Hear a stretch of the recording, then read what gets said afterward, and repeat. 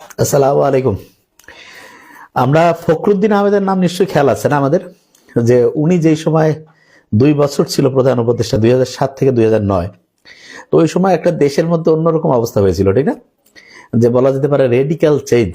আমার ছোট ভাই রাজীব সিং বলতেছিল যে ওনার সময় একদম বড় রকমের আমরা ম্যাসিভ, বলা যেতে পারে অ্যাটাকিং মুড দেখছিলাম, যদিও ব্যাকড বাই আর্মি গভর্নমেন্ট ছিল, মানে এটা আর্মিটাই হচ্ছে যে পেছনে ছিল এবং যাকে তাকে অনেক রকমের ভাবে হচ্ছে যে নতুন নতুন কিছু পদক্ষেপ নিয়েছিল। তা ফখরুদ্দিন আহমেদ কিন্তু 2001 থেকে 2005, ওই 5 বছর কিন্তু উনি সম্ভবত বিএনপির সময়, ওই সময় হচ্ছে উনি প্রধান হচ্ছে যে বাংলাদেশ যে ব্যাংক, সেটা হচ্ছে গভর্নর। তা একটা দেশ কিভাবে সামনে আগাচ্ছে না পিছাচ্ছে, এটার কিন্তু আমি বলবো যে 80% থেকে 90% যেই সূচকটার উপর নির্ভর করে সেটা হচ্ছে ইকোনমি। অর্থনীতি যেই দেশের যত ভালো, সেই দেশ তত সামনের দিকে যায়। এই যে সারা পৃথিবীতে বর্তমানে যে আমেরিকার সাথে টক্কর দিয়ে বলা যায় অনেক ক্ষেত্রে আমেরিকা ঘোল খাওয়াচ্ছে চায়না, এটা কিসের উপর ভিত্তি করে? ইকোনমি। তারা কিন্তু অর্থনৈতিকভাবে এখন সত্যিকার অর্থে আমেরিকার চেয়ে শক্তিশালী অবস্থায় আছে, এবং এই কারণে এখন এআই বলি, নতুন নতুন টেকনোলজি বলি, তারপর ইনফ্রাস্ট্রাকচার বলি, ইউনিভার্সিটির পড়াশোনার মান বলি, প্রত্যেকটা ক্ষেত্রে হিউজ হচ্ছে যে ইমপ্রুভমেন্ট আসছে হচ্ছে চায়নার। এটার পিছনে কারণটা কি? ইকোনমি যেই দেশের যত হচ্ছে স্ট্রং হয়, সেই দেশ সবগুলো ইন্ডিকেটরে তত ভালো করার সুযোগ হয়। তা একটা দেশের অর্থনীতি যেমন ওই দেশের প্রধান একটা মানদণ্ড, ঠিক তেমনি করে অর্থনীতিটা কার দ্বারা নিয়ন্ত্রিত হবে তার যদি আমি বলি কমান্ডার ইন চিফ, তাহলে এইটা হচ্ছে গভর্নর। বাংলাদেশ ব্যাংকের যিনি গভর্নর, উনি কিন্তু ওনার আন্ডারে সবগুলো ব্যাংক রয়েছে। এবং দেখেন, এখন পর্যন্ত বাংলাদেশ স্বাধীন হওয়ার পরে সম্ভবত তারিখ ক্রমাঙ্ক 11তম মনে হয় প্রাইম মিনিস্টার, আর গভর্নর এখন পর্যন্ত হয়েছে মাত্র, এখন যিনি নিয়োগ পেয়েছেন আমরা জানি মোস্তাকুর রহমান, ইনি হচ্ছে 14তম গভর্নর। তা উনি কেমন লোক সেটা তো আমরা সময় হলে আরো জানতে পারবো। তবে আমি যেটা ক্যালকুলেশন করে দেখলাম যে ওনার আগে যিনি ছিলেন আহসান এইচ মনসুর, উনি মানে এনার পূর্ববর্তী যিনি, যাকে হচ্ছে যে এই যে বাদ দিয়ে এই যে মোস্তাকুর রহমানকে বসানো হলো, আগের জন ছিল আহসান এইচ মনসুর। উনি হচ্ছে যে ঢাকা ইউনিভার্সিটি থেকে পড়ছেন এবং একই সাথে হচ্ছে কানাডা থেকে হচ্ছে ইউনিভার্সিটি থেকে হচ্ছে মাস্টার্স করছেন এবং পিএইচডি করছেন। তার চেয়ে বড় ব্যাপার হচ্ছে ওনার স্ক্যান্ডাল কোনো কিছু নাই, মানে ওনার স্বচ্ছতা ছিল, এটা প্রমাণিত।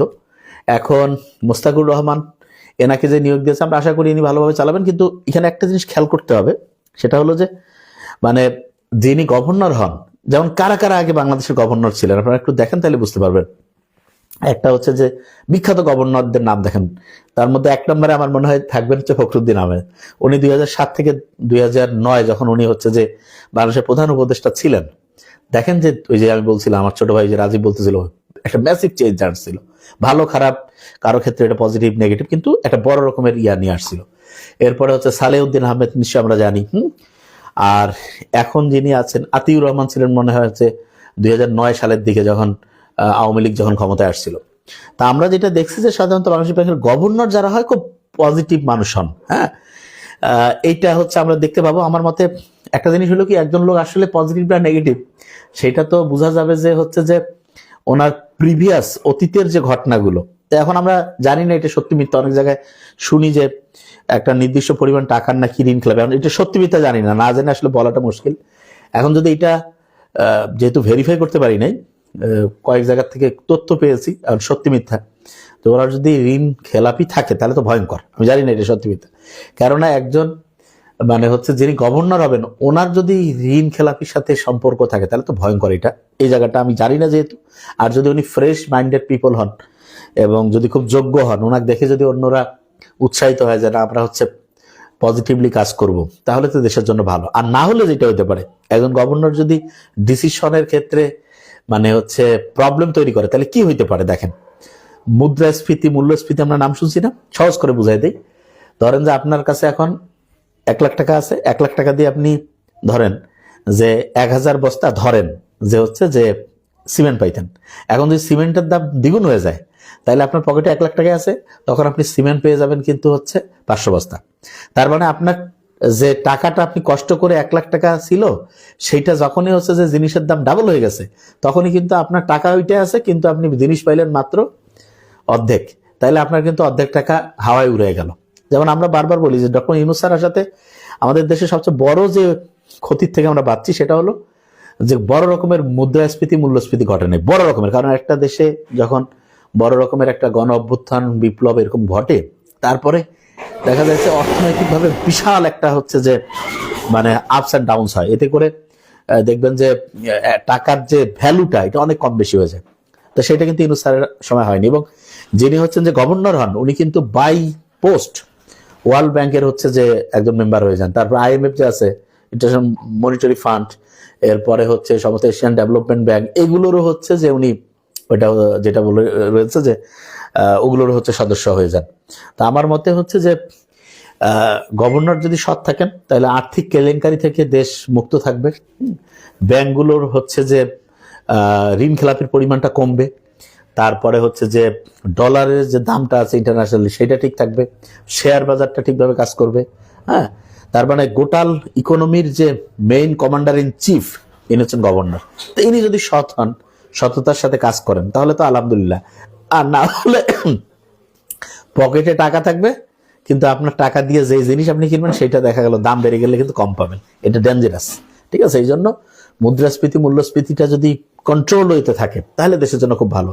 আর এটা যে আনকন্ট্রোল হয়ে যায়, এক্ষেত্রে আমি বারবার যেটা বলি যে যে গভর্নরের পোস্টে আমি তো বারবারই বললাম যে কমান্ডার ইন চিফ মানে হচ্ছে উনি আসলে কি ডিসিশন নিচ্ছেন সেইটার উপরে কিন্তু এই সবগুলো প্যারামিটার কাজ করবে। আর এখন পর্যন্ত যতজন গভর্নরের লিস্ট দেখলাম তার মধ্যে পড়াশোনা, যাই হোক পড়াশোনার ডিগ্রি দিয়ে তো একজনের আমরা জাজ করি না, সততার ব্যাপারটা খুব গুরুত্বপূর্ণ। ফোনে কথা বলার সুযোগ নেই কাউসার, এইখানে লাইভে বললে আমি বলবো, ঠিক আছে। ফোনে আমি আসলে ওইভাবে কথা বলা আসলে সুযোগ হয় না, খুব দুঃখের সাথে বলছি, অনেকগুলো কাজ থাকে একটার পর একটা। এখানে যে কোনো প্রবলেম বলতে পারেন, অথবা আমাদের পেজে আপনি মেসেজ করে জানালে, সেটা জানালে আমি যে কোনো সময় লাইভে এসে কথা বলবো।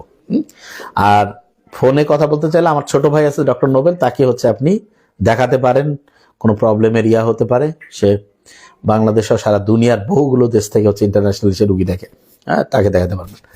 আমাকে হচ্ছে আমার সাথে কথা বলা, এই যে অনলাইনে আমি যখন লাইভে আসছি তখনই আপনি আর লিখে জানাতে পারেন, দরকার হলে সেটা নিয়ে আমি আলোচনা করবো যে কোনো কিছু হয়।